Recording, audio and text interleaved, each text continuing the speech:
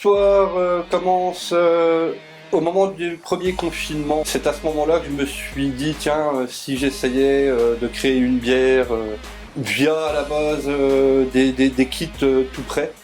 Et puis je me suis dit, tiens, on va essayer de faire une bière, et puis une autre, et puis arrivé à un moment, pourquoi pas tenter l'expérience d'ouvrir une microbrasserie.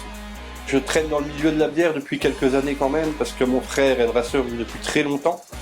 Donc j'ai pu faire beaucoup de salons avec lui.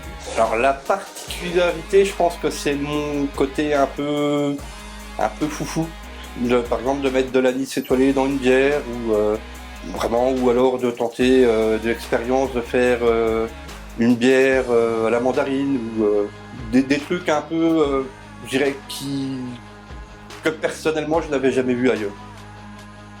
Bon, maintenant ça fait quelques années que je suis à Braine-le-Comte. Et je suis assez attaché à cette ville et donc c'est venu comme ça, comment appeler la brasserie, BLC. Pas beaucoup de Brennois connaissent l'existence de la brasserie en fait. Certainement pas assez de publicité de ma part, mais bien souvent on me dit « Ah, il y a une brasserie à Braine-le-Comte, ah bon ?» On ne savait pas. La volonté première de la brasserie est vraiment de travailler en circuit court un maximum brennois avec des entrepreneurs brennois.